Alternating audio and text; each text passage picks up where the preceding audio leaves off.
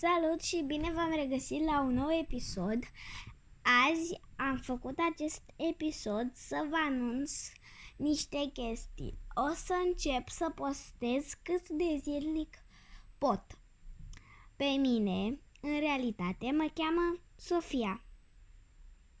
Să știți, pe Roblox, cine vrea să mă aibă la prieteni, sunt Anca Sofie cu litere mici împreunat.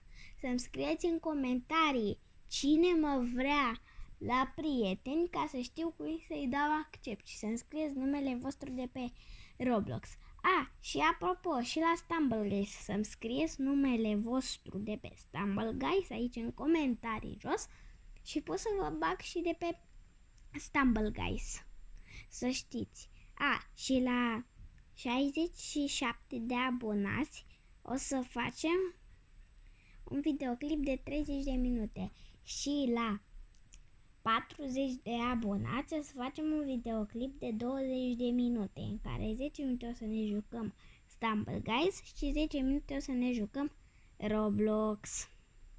Vă pup tare, tare, tare și nu uitați să rupeți butonajul de like, share și subscribe. Pa!